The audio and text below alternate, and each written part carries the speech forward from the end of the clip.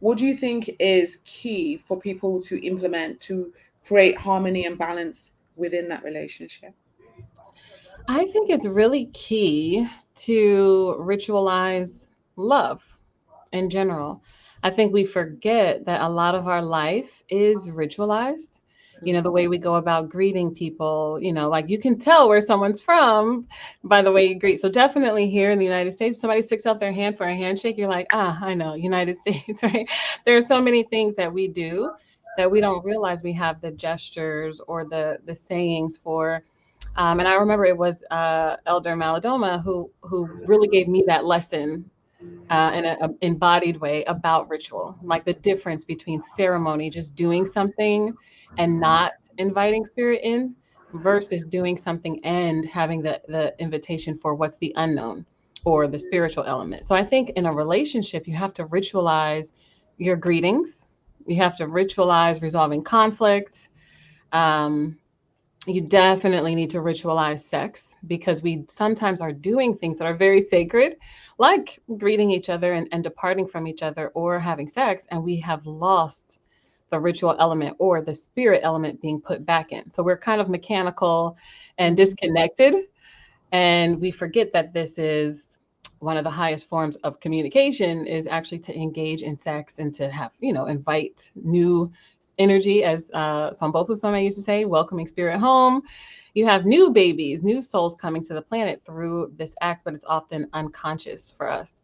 And these are, you know, remnants of us dealing with being colonized and enslaved. And even for some of the people who have not found themselves directly affected through colonization and enslavement, like some of the people who are in Brazil in the rainforest, and you know, you might not have had contact, but all around you is still this consciousness that spills over into how you live and where you are. And even if it's just in the air and the water, what we're taking in, it's disrupting what how we really want to be. So I think that some of the most important things are to think about what you already do in a relationship and add spirit in. So if you're going to greet someone, really be present and don't just say, "Hey, how are you? How's work?" Okay. You know, like you have some things that are mechanical. If you're going to depart, you know, really say goodbye and honor the moment that you had, even if it's just in your mind, in your own mind. And then while you're with someone in the middle of the greeting and the departure, I think more moments of presence are really important because we take a lot of our life for granted. And that's one of the biggest complaints in relationships is that people show up for work with a lot of enthusiasm, even if it's false. And they gotta get certain things done or they wouldn't keep the job. But then often when we come home, we ignore that element in our partnerships and in our children as though that can be taken for granted. So I think if we look at what do we already do, what do I do the most in a week, in a month, in a year, and then how can I add spirit into what I'm already doing? Beautiful, really well stated.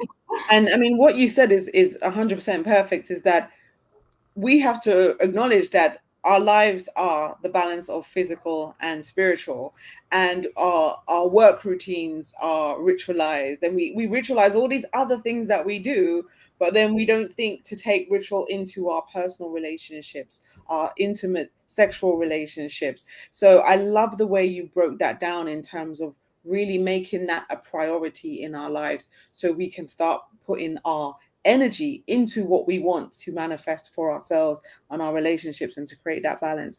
So that's wonderful. As a personal fan, I generally do have to ask, what was it like working with the Sommets? Because they've been Oh fundamental. my goodness. That's my it's my so far that was my if I could have a favorite initiation. I absolutely love. Let me speak in the present. I still love Elder Maladoma Some. I just really liked him as a person. You know, I thought he was very funny and like very poetic and had this master of English that every time I listened to him, I was mesmerized. And I felt like he had such a great way of speaking on multiple levels, Mm. like everyone does. But I felt it was amazing to see him speak in a room of people and everyone have this resonance, like he's just directly speaking to him. But also, I was under the wrong impression when I was going to do this ritual. So I was going to do this ritual. I was going to start the 2 year initiation process. And I had read his books. If I had his book here, I would show you. It's got 1,000 flags in it and like 100,000 sticky notes in it. I just loved like so much of his books. And so I was like, okay, we're going to start with elemental medicine. So I was like, okay, this is great. I know the elements already. I know the 7 elements. This is going to be amazing. And I don't know what I was thinking. In hindsight, I say I was thinking it was going to be like this kind of amusement park. We're going to go on the water ride and the earth ride. I don't know what I was thinking.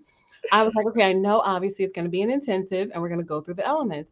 But when I actually got there, there is nothing that beats initiation. The act of doing something was magnificent. So really being able to have an intimate connection was amazing because a lot I had before doing the initiation, I had of course just seen him speak in a Mhm. couple of places, and I had seen Sombofu Some online.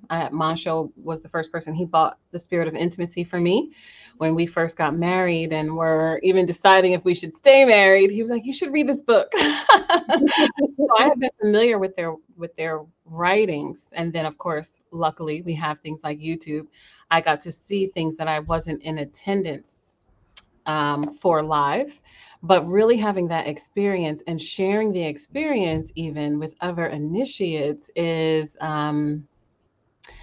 it's very dynamic. I think there's a sense of how you do bond, and he was telling us we're forming a community here.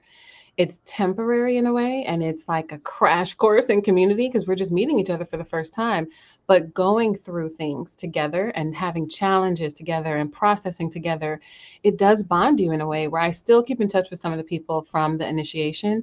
And what I realize is how we do that with trauma. You know, we do that when we go through things with people. We are bonded in this kind of spiritual way, and we have to be mindful about using the elements as technologies, which is definitely something that he taught. So really being able to say you have things at your access and disposal and for your use that are more than the things you can see. And Mm. you need to learn how to use those for your own self, but also for harmonizing your relationship. So when there is a challenge, you can't have fire and fire energy, or you're going to burn the village down. And, you know, he was the one who taught us that you need much more water, just like the earth has much more water, just like your body has much, you know, much more fluid and water. You really need to have water in your relationship. So reconciliation, you know, nurturing, all of the energy that's for life, you need to have that. And I think that it's one thing to process logically, which I'm a very logical person. I'm like a professor.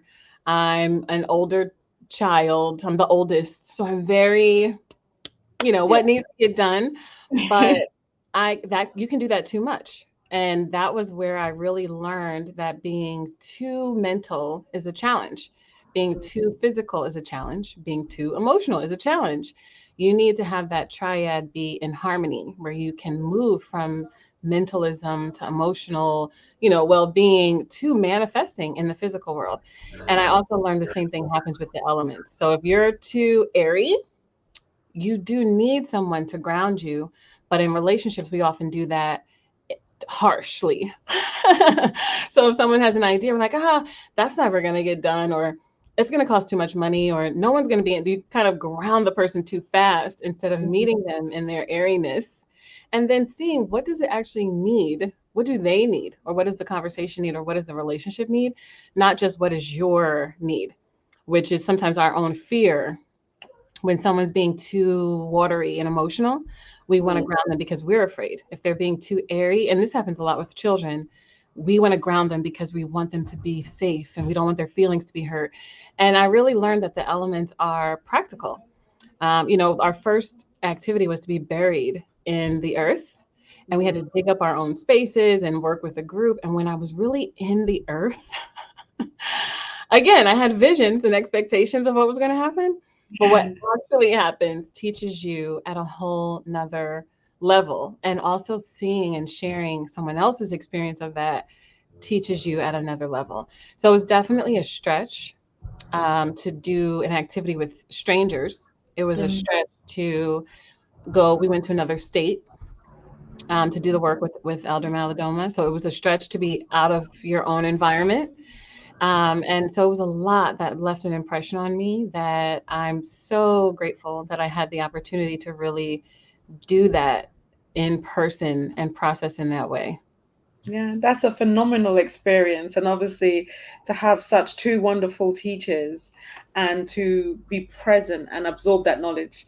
Because, as you said, just to meet them is one thing and to see their content online, but to have that direct personal and, contact and their wisdom.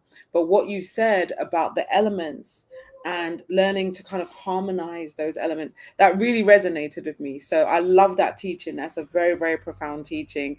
And even as you were given the scenarios, I could see myself that I would definitely be the airy one in the relationship. Like, like I'm just like, I want to do this. And then Dalian's coming like, yeah, but let's think about it rationally. Like, yeah, like, get grounded. So that was useful. I love that teaching. Also, I'm going to say to the audience, we've been talking for a while, so feel free to come in with any questions. Obviously, Nawasha is very knowledgeable in a range of areas. So I know that you guys speak about so many different aspects of relationships. And so if you could give us a bit of an overview on some of the subject areas that you guys cover in the Black Love School. Yeah, we use the SOUL acronym. So we definitely, everything kind of springs from the art and science of soulmating, because as you know, Black people, we have the first story of soulmates, and we sometimes don't know that. We're learning other cultural stories around soulmating. So we use the acronym SOUL, which is self, others, understanding, love, legacy. And under that, we are going over the things you need to find a partner, to develop yourself, to harmonize with the partner, which is the O and other, to have greater understanding of yourself, of relationships, and of each other. And then we're always leaving a legacy, even if we don't have children. We people have an impression of us and our union. So we need to know that we're leaving an impression and really take that into consideration. Again, expanding outside of yourself for whatever the relationship is. And we actually do work with people who just care about their business relationships, people who care about their community, their family. What we're most known for, though, because of Akoma Day and the science of soul meeting, is the intimate relationship. So in that, we know that there's so many things that you really need to do because we don't have initiation, as some Bofu talked about many times. What is a young woman, a girl's initiation? What is a young man's or boys' initiation into manhood? So under that, we realized that we really need the three pillars that ended up being our work, which was this kind of psychological reparation. We need to heal from trauma and decolonize. But we also realized we needed relationship education because we're just not taught how to communicate, how to resolve conflict, how to have sex, how to raise children. We're not taught certain things from a really practical educational standpoint, the way we are like with cooking or driving. It's very real, our education. But then we realized we also needed the cultural initiation. So those three things, the psychological reparation, relationship education, and cultural initiation, became our platform or our pillars for our counseling. But there were so many things in common that we decided we just needed a place for Black people in the diaspora to come and learn. And that's when we started the Black Love School. So through the Black Love School, we take a seasonal approach where it's the summer now for us. So we're in sex and intimacy, which is things like very micro understandings, like what is an orgasm from an African perspective. It is the mutual climax of a couple while having sex. which is a change from how we kind of think we can have an orgasm by ourselves, or with maybe inanimate objects or whatever it is that we're doing. So we go through sexual reflexology and anatomy, symbolism, but also other topics under healing, like healing trauma, sexual trauma, which is definitely a challenge for us Mm. in the diaspora, and coming from even generational kinds of trauma. If we've heard the stories of our grandmothers and grandfathers. So we've talked, our last class was on sex talk, which is really what to say before, during, and after sex. So we also talked about other practical initiations that we've done. We realized that we worked with Dr. Africa. So we did an initiation with him and coursework with him where he told us, the sounds that you make during sex, the positions that you're in are actually healing positions that Wow. sometimes Black people reference Tantra or reference Asian arts, Chinese photograph, or not photographs, but paintings and different things. But he was like, really, some of that is coming from Black thought that was then taught around the world. So with that, we realized people need to learn, how to take the 7 elements into sex. So we, after the summer, we'll be in fall where we're going to be talking about community, and it's the harvest of love. So some of the things that you reap what you sow, some of the ideas of just understanding how to have a community, understanding how to get it, who to get advice from, and who can support you as you expand beyond yourself. In the winter, we're doing the ancestral wisdom and the ideas like magnetism in your relationship, or definitely we're going over the principles of Akoma Day in your relationship. And then in the spring, we're doing the spring into love, which is making your relationship new again. So the idea of renewal, if you have a relationship. If you are looking for a relationship, it's still the idea of us understanding that we're on cycles and that we need to appreciate renewing ourselves. And as we change, how to actually stay with someone and the benefits of it. Not just when you change, you have to change out all of your partners or all of your friends, or anything, that you actually can grow with another person, and they can grow with you if you have the tools to embrace your 7 sevens, which is how we develop in 7-year cycles. So those are the types of things that we talk about in the Black Love School, in this kind of global way, where we Yeah. have a course and then we meet every other week to have a live Q&A and share our Beautiful. heart work, is what we call it. When we're actually initiating on our own, we have something to do with every class, and then that becomes the heart work. Wow, phenomenal. There's so many things I wanted to point at actually. So first of all, you mentioned seven senses. What are they, by the way? I'm curious. The 7 senses are, well, the two that we don't talk about are thought and emotion. So, from an indigenous perspective, thought is the initiator into the physical realm. So, basically, anything you look at around your space was once someone's idea, Mm-hmm. and then they had to have the emotion to bring it forward. Even if it's furniture, they, maybe drew some plans out for it, or, took it to a designer. But what we are taught is that the senses help you understand your physical world. So, what we normally know of in school is sight, sound, smell, taste, and touch. Mm-hmm. And we kind of learn that as little people in our science classes and stuff like that. But from an indigenous perspective, what you see, hear, taste, smell, and touch is affected by what you're thinking and what you're feeling.